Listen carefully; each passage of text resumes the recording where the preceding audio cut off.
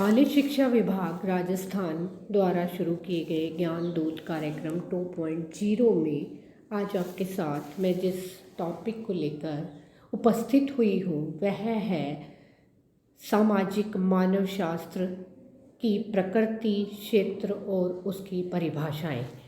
सामाजिक मानव शास्त्र जो है उसमें जब हम देखते हैं कि हम मानव का संपूर्णता में अध्ययन करते हैं तो यहाँ हम मानव को दो रूपों में देखते हैं।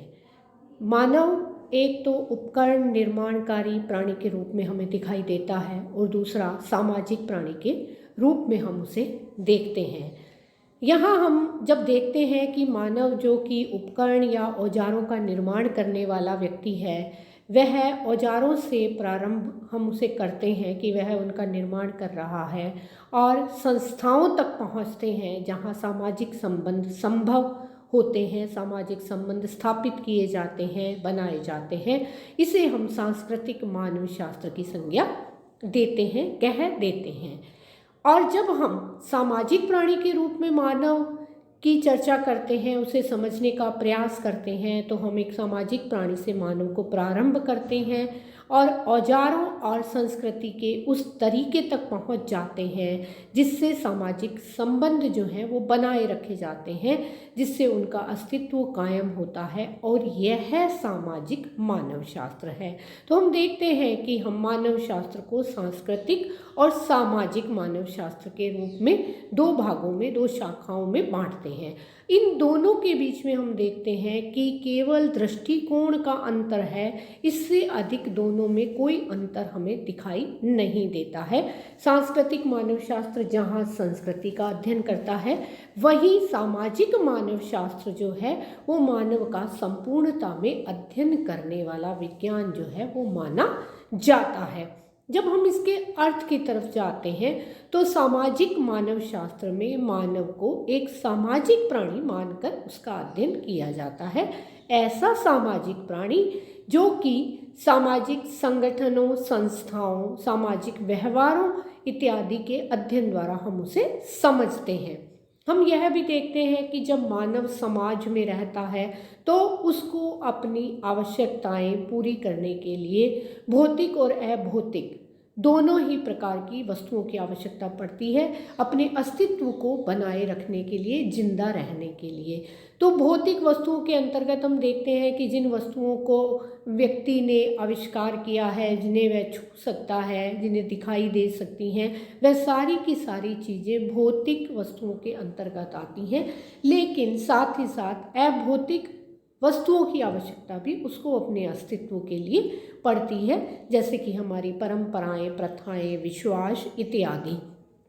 अब जब हम सामाजिक मानव शास्त्र की बात करते हैं तो यहाँ हम समाज और संस्कृति के उस पक्ष की बात करते हैं जिसे संस्कृति के अभौतिक पक्ष के रूप में जाना जाता है और उसके अध्ययन को यहाँ पर प्राथमिकता दी जाती है। तो इस प्रकार से सामाजिक मानव शास्त्र मानव का संपूर्णता में अध्ययन करने वाला जो है वो विज्ञान हमें दिखाई देता है, जो कि संस्कृति को उस रूप में समझता है जिस रूप जो कि उसके अस्तित्व को बनाए रखती है।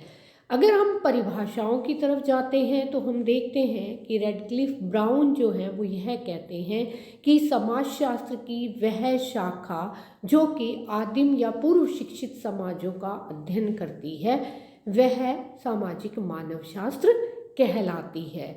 Doctor M.N.. श्रीनिवास जब अपनी बात करते हैं तो वह कहते हैं कि यह मानव समाजों का तुलनात्मक अध्ययन करने वाली शाखा है, जिसमें तुलनात्मक अध्ययन हम किस किस का कर सकते हैं, जिसमें आदिम, सभ्य और ऐतिहासिक सभी प्रकार के समाज आ जाते हैं।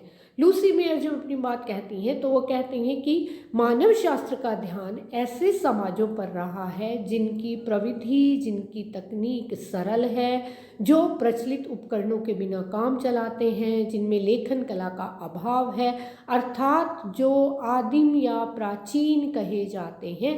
इस तरह के समाजों का, इस तरह के मानवों का अध्ययन सामाजिक मानव शास्त्र में किया जाता है।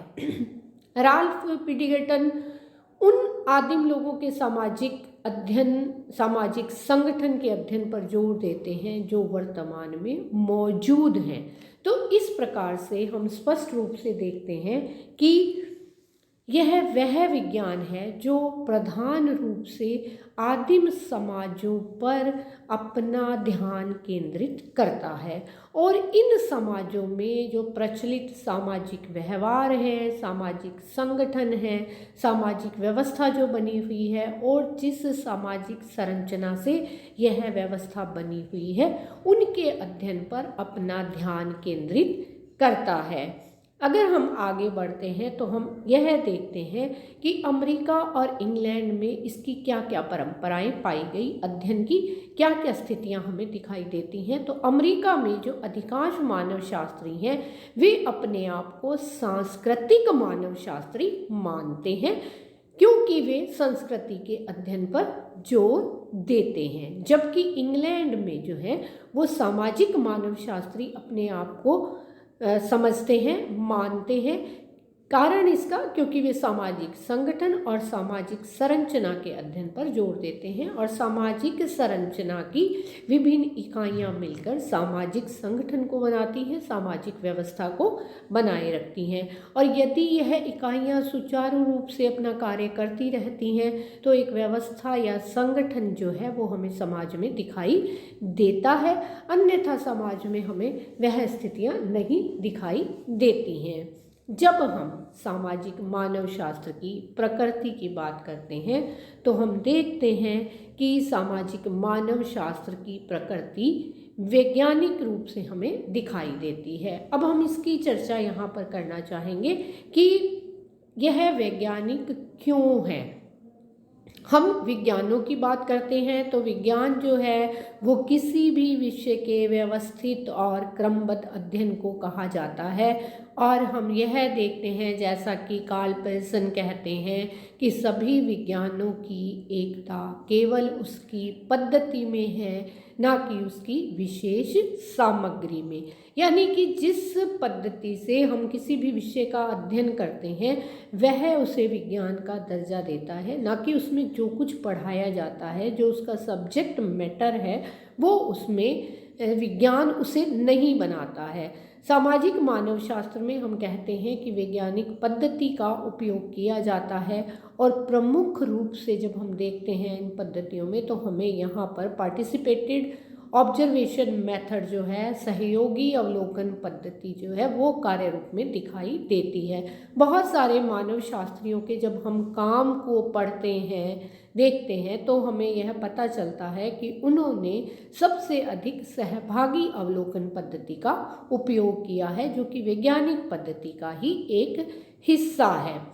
यहाँ पर जब अध्ययन की हम बात करते हैं तो इस अध्ययन में ऑब्जेक्टिविटी पाई जाती है, यानी कि जो अध्ययन करता है, जो मानव शास्त्री है, जो जिस भी क्षेत्र में अध्ययन कर रहा है वह उस विषय में अपने विचारों को स्थान नहीं देता है, वह तर्क के द्वारा कार्य को करता है और अपने विचारों को वहाँ से हटा देता है, यानी कि वह पूर्व धारणाओं से अलग हटकर कार्य को करता है। अब यहाँ पर जिन अध्ययन पद्धतियों को हम काम में लेते हैं उसमें हम देखते हैं कि शेड्यूल यानी कि अनुसूची, क्वेश्चनियर, प्रश्नावली, केस स्टडी मेथड और कम्युनिटी मेथड्स को हम देखते हैं। व्यक्तिगत अध्ययन पद्धति और सामुदायिक अध्ययन पद्धति का प्रयोग जो है वो अध्ययन के अंतर्गत किया जाता है और हमारे सभी मानव शास्त्रियों ने कहीं ना कहीं इन सारी पद्धतियों को काम में लिया है। जब हम ये देखते हैं कि वैज्ञानिक पद्धति की विशेषताएं क्या हैं, हम क्यों मानव शास्त्र को वैज्ञानिक पद्धति या वैज्ञानिक प्रकृति के अनुसार देखते हैं, तो हम देखते हैं कि इसमें अध्ययन के अंतर्गत कार्य और कारण संबंधों की स्पष्टता पाई जाती है। यह कार्य और कारण संबंधों की स्पष्टता ही एक अध्ययनकर्ता को जिन प्रश्नों की ओर लेके जाती है वे प्रश्न हैं क्या है, व्हाट इज, कैसे है, क्यों है की तरफ लेकर जाती है। यहाँ पर एक मानव शास्त्री क्या होना चाहिए पर जोर नहीं देता है। उसका जो ध्यान केंद्रित होता है वो क्या, कैसे और क्यों पर होता है, और कार्य और कारण के बीच में संबंध स्थापित करने पर होता है। भविष्य के संबंध में भी यहाँ मानव शास्त्र हमें कुछ संकेत देता है, और यह संकेत देने की क्षमता का विकास हम देखते हैं कि धीरे धीरे इसमें हो रहा है। प्रश्न यह उठता है कि क्या मानव शास्त्रियों के पास अपनी कोई प्रयोगशाला है जिसमें वह इन वैज्ञानिक विधियों का प्रयोग करते हैं। तो यहाँ पर संपूर्ण संसार जो है वो उन मानव शास्त्रियों की प्रयोगशाला है। जिस भी अध्ययन क्षेत्र में वह अध्ययन कर रहे हैं वह उनकी प्रयोगशाला है। वहाँ के निवासियों, वहाँ के व्यक्तियों के बारे में, वहाँ की संस्कृति के बारे में संपूर्णता में अध्ययन वे करते हैं, उनके बीच में रहते हैं, और वहाँ से जानकारियाँ या तथ्य हम तक पहुँचाते हैं। हमें जो उपलब्ध हुए हैं यह सारी की सारी बातें जो हैं उस स्थान विशेष को उनकी प्रयोगशाला या उस क्षेत्र विशेष को उनकी प्रयोगशाला बनाती है, और हम मानव शास्त्रियों द्वारा किए गए अध्ययनों को इसी रूपों में समझते हैं। जब हम मानव शास्त्र के क्षेत्र की तरफ जाते हैं तो हम देखते हैं कि मानव शास्त्र का क्षेत्र जो है बहुत विस्तृत है और एक लंबे क्षेत्र में यह फैला हुआ है। यहाँ हम देखते हैं कि यह केवल आदिम और सरल समाजों तक ही सीमित नहीं है, न केवल संपूर्ण संस्कृति का बल्कि संपूर्ण समाजों का यह अध्ययन करता है। देश काल की सीमाओं का इसमें किसी भी तरह का कोई बंधन नहीं है। यह संस्थागत स्वरूपों का अध्ययन करता है, संस्थाओं का अध्ययन करता है। जितनी भी संस्थाएं समाज में उपस्थित हैं उन सभी का अध्ययन हम मानव शास्त्र के अंतर्गत करते हैं और हमने पढ़ा है। यहाँ विस्तृत समाजों का अध्ययन किया जाता है, न कि केवल कुछ छोटी संस्कृतियों का। अब यह संस्थागत सामाजिक व्यवहारों, सामाजिक संबंधों, सामाजिक व्यवस्थाओं और सामाजिक मूल्यों को करने वाला विज्ञान है। उनके अध्ययन को करने वाला विज्ञान जो है वो माना जाता है। और उसके अंतर्गत भी हम देखते हैं कि सामाजिक संरचना के जो भाग हैं, विभिन्न इकाइयां हैं, उनका अध्ययन विशेष रूप से सामाजिक मानव शास्त्र हमारे साथ करता है।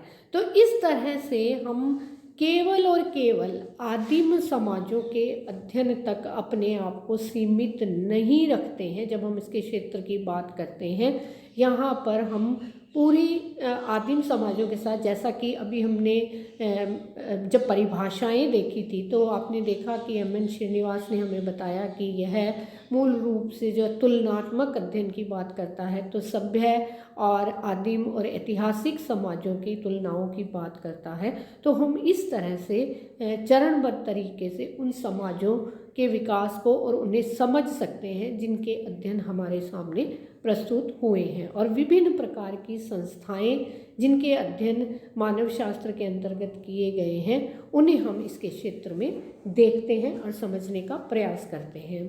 जब हम सामाजिक मानव शास्त्र के क्षेत्र की बात करते हैं तो हम देखते हैं कि वर्तमान समय में हम इसके क्षेत्र में कुछ बदलाव, बदलते हुए क्षेत्र को देख सकते हैं, जिसके अध्ययन विभिन्न मानव शास्त्रियों द्वारा, विभिन्न समाज वैज्ञानिकों के द्वारा किए गए हैं।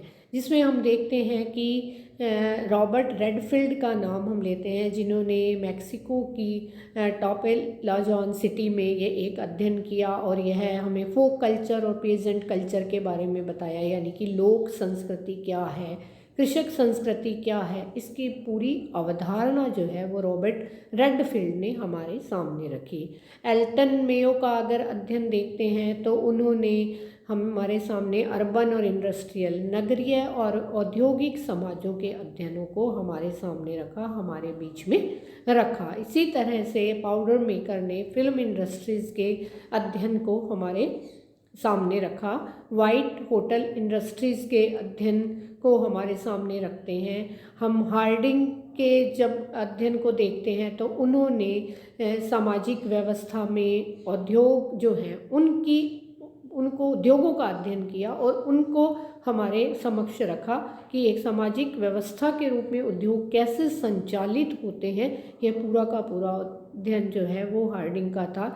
और अगर हम भारतीय मानव शास्त्रियों में देखते हैं तो हम D.N. मजूमदार, बोस, सेठ इत्यादि के अध्ययनों को देखते हैं, जिन्होंने बड़ौदा, पुणे, कोलकाता, कानपुर इत्यादि में अपने अध्ययन किए और इन अध्ययनों में उन्होंने औद्योगिक समाज की समस्याओं को हमारे सामने रखा, औद्योगिक समाजों की विशेषताओं को हमारे सामने रखा और किस तरह से ये नगर जो है वो औद्योगिक विकसित समाजों में विकसित हुए हैं, इन सारी बातों को हमारे सामने रखा है। तो इस प्रकार से हम इनके बदलते हुए क्षेत्र को देख सकते हैं। साथ ही साथ हमने यह भी देखा कि जब हम सामाजिक मानव शास्त्र के बदलते क्षेत्र की चर्चा करते हैं तो हम देखते हैं कि अब इसके अंतर्गत राष्ट्रीय चरित्र का, नेशनल कैरेक्टर्स का अध्ययन किया जाने लगा है।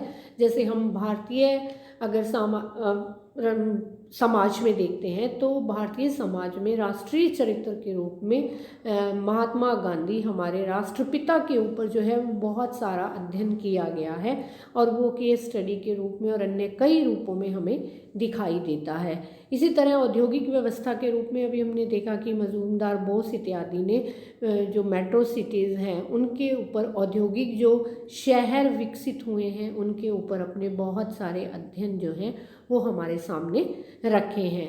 औषधि शास्त्र, चिकित्सा के ऊपर भी जो है वो सामाजिक मानव शास्त्री अध्ययन कर रहे हैं। युद्ध और युद्ध की स्थितियाँ या उसके बाद उसके जो परिणाम निकल कर आ रहे हैं उससे समाज पर क्या प्रभाव पड़ रहा है, पुरानी जो सारी स्थितियाँ हैं उनको लेकर कई सारे अध्ययन हमारे सामने आए हैं। कारखानों के ऊपर जो है वो अध्ययन किए जा रहे हैं। जेलों, मानसिक केंद्रों, क्योंकि मानसिक तनाव जो है वो आज के युग की एक प्रमुख समस्या के रूप में हमारे सामने उभर कर आ रहा है और मानसिक रोगियों के लिए बहुत सारी आरोग्यशालाएं जो है वो निर्मित की जा रही हैं, जहां पर उनका विभिन्न तरीकों से इलाज चलता है। और इस तरह से उन केंद्रों का और वहां पर जो वो व्यक्ति के व्यवहार हैं, व्यक्ति जो जिस तरह से अपने आप को प्रदर्शित करता है, उन सब चीज़ों का अध्ययन भी जो है वो मानव शास्त्रियों द्वारा किया जा रहा है। साथ ही साथ परिवार और बंधुत्व व्यवस्था के अध्ययन सामाजिक मानव शास्त्रियों के द्वारा किए जा रहे हैं। और हम देखते हैं कि परिवारों और बंधुत्व व्यवस्था में भी हमें बहुत सारे परिवर्तन आधुनिक से उत्तर आधुनिक होते हुए समाजों में दिखाई दे रहे हैं। अब यहाँ पर एक प्रश्न और उठता है कि हम मानव शास्त्र में आदिम समाजों का ही अध्ययन क्यों करते हैं? Why we study primitive societies in social anthropology.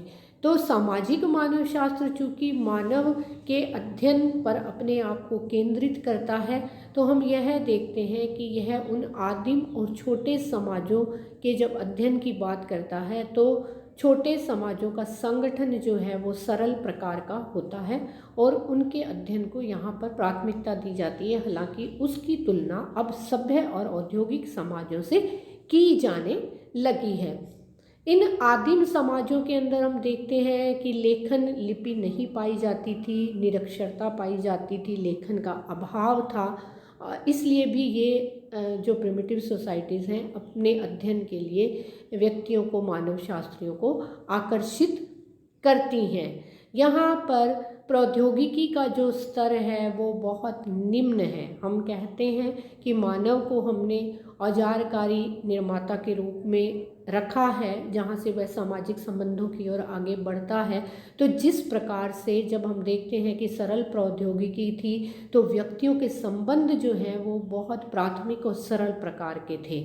इसी प्रकार से उसमें किस प्रकार के परिवर्तन आते हैं वो भी हम यहाँ पर देखते हैं। तो प्रौद्योगिकी का स्तर जो है वो इन समाजों में, आदिम समाजों में निम्न प्रकार का पाया जाता है, सरल प्रकार का पाया जाता है। नातेदारी व्यवस्था यहाँ सबसे महत्वपूर्ण स्थान रखती है और इस नातेदारी व्यवस्था का अध्ययन जो है वो प्राचीन या आदिम समाजों के अंतर्गत किया जाता है और ये एक महत्वपूर्ण स्थान रखती है, क्योंकि बंधुत्व व्यवस्था जो है वो मूल आधार आदिम समाजों का कही जाती है। और इन समाजों के अंदर हम देखते हैं कि किसी भी प्रकार की विशेषज्ञता का, चाहे वह आर्थिक विशेषज्ञता हो या किसी भी कार्य को और करने की विशेषज्ञता हो, वह उसका अभाव पाया जाता है। श्रम विभाजन जो हम देखते थे वो सरल प्रकार का था, जो जब हम विकसित समाजों की ओर बढ़ते हैं तो हम देखते हैं कि उनमें तो बहुत उच्च कोटि का श्रम विभाजन पाया जाता है और अलग अलग प्रकार के कार्य करने के लिए अलग अलग प्रकार के विशेषज्ञ जो हैं वो हमारे सामने रहते हैं। तो इस प्रकार से हम देखते हैं कि जो सामाजिक मानव शास्त्र है उसके अंतर्गत हम इन आदिम समाजों का ही अध्ययन करते हैं। हमने यह भी जाना कि सामाजिक और सांस्कृतिक मानव शास्त्र जो है वो मानव शास्त्र की शाखाओं के रूप में हमारे सामने है और इन दोनों को ही हमने मानव समाज और संस्कृति से संबंधित पाया। हालांकि जब हम इनके वास्तविक अर्थों को, जब सांस्कृतिक और सामाजिक के वास्तविक अर्थों को समझने का प्रयास करते हैं तब हमें समझ में आता है कि इनके बीच में एक कोई बहुत बड़ी विभाजन रेखा तो नहीं है, हालांकि जो अंतर है वो दृष्टिकोण का ही है।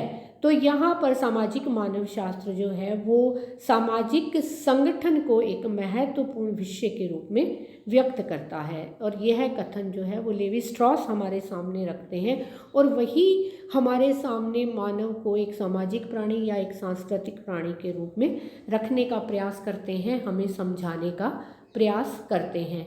तो हम यहाँ पर यह भी देखते हैं कि जब हम किसी भी तरह के कॉम्पिटिटिव एग्ज़ाम में हिस्सा लेते हैं तो वहाँ पर ये प्रश्न महत्वपूर्ण हो जाता है कि जब हम तुलनात्मक रूप से सभी समाजों का अध्ययन इसमें कर रहे हैं, आदिम सभ्य विकसित, तो फिर हम क्यों प्रिमिटिव सोसाइटी का ही अध्ययन करते हैं, ये एक महत्वपूर्ण प्रश्न के रूप में उभर कर आता है।